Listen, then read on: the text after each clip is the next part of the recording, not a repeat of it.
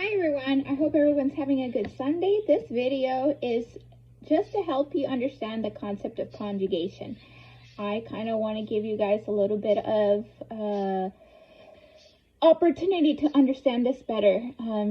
In class, everybody should know what this concept means. It's crucially important that you guys understand what we're doing in Spanish when you do conjugate. There's a lot of native speakers in Spanish that don't know they're doing this. And this is because when you speak a language, you unconsciously use patterns and connect ideas and concepts with the word.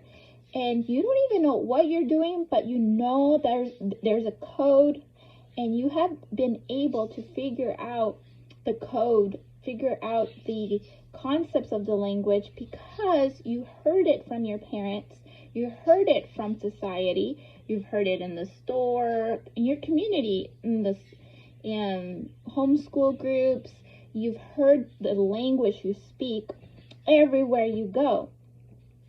And you imitate it at first, and then you started connecting, like, oh, if I make this noise, then it means pencil, for example, that it's a pencil.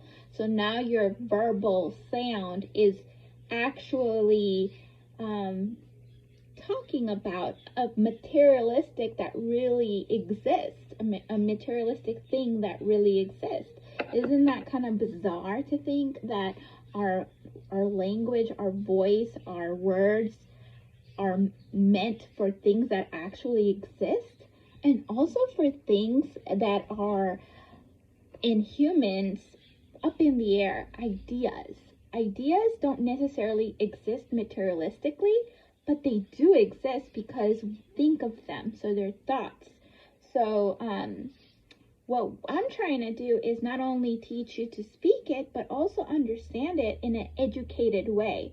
We are trying to raise, as homeschoolers, we try to raise our students educated, not just winging it and not really having a true concept of what you're learning. You got to understand what you're learning depending on the level, right? So let's jump into it. What is conjugation? Let's go over that one more time. I hope that when I ask you these questions in class, you're able to answer and you got it. I'm like, I know what that is. I know what we're doing here. So prepare. Let's jump into it. Okay, conjugation. Conjugation.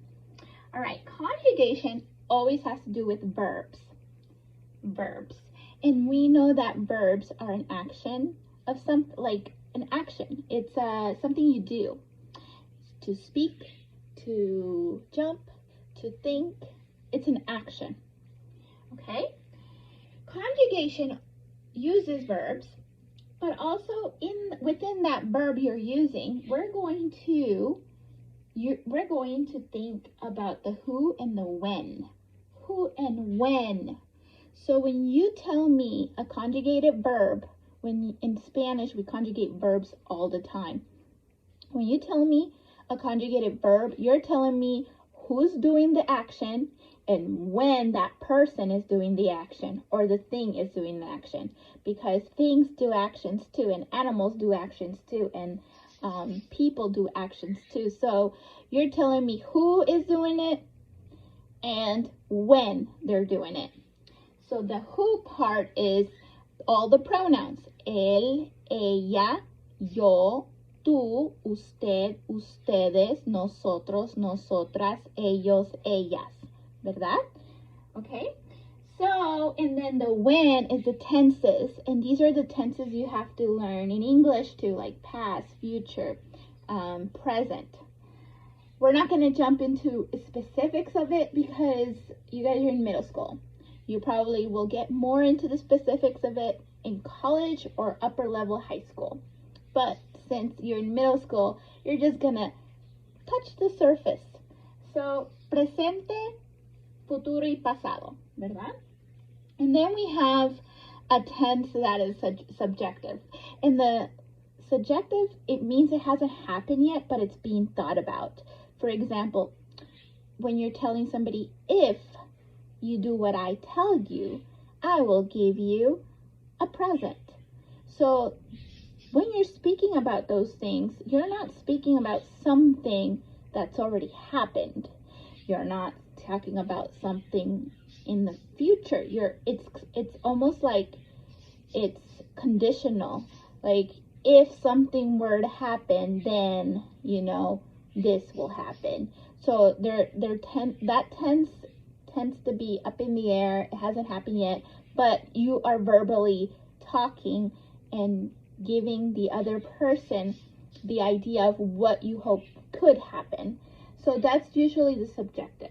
But that's advanced Spanish. We're gonna try to stick with these three, which is presente, futuro, y pasado. All right? And I told you in class, verbs in Spanish, all of them end up in either ER, AR, or IR.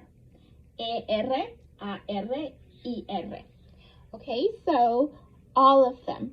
You name me any verb in Spanish, they will end with either of these three. Okay? Because they have different endings, they kind of follow a pattern. If they end with ER, they will follow a certain pattern. All right, let me erase this. You kind of know what conjugation is now. I'm just going to erase this really quick. And I need to point out that, all right, so conjugation tells me the who, the when of a verb, of somebody doing an action. It tells me who's doing the action, and it tells me when they're doing the action. Okay? Now, verbs in Spanish can be regular and irregular. Regular and irregular. The regular ones follow a pattern so beautiful. They usually, for example, hablar, we take this part right here, H-A-B-L, and this we're going to call the stem, kind of like the stem of a flower. And this is the ending. The ending is what's going to change. So if you're talking about yourself and you're talking about the present, you're going to say hablo. You're going to add an O, but the stem stays. So that's regular. Regular verbs work so beautifully, like they maintain the stem and they only change the ending. But in a regular verb, the stem sort of changes and the ending is the same, but the stem changes. There are some irregular verbs where the ending even changes too. And those are the types that you just have to memorize. In the meantime, right now, you guys just need to remember what conjugation is.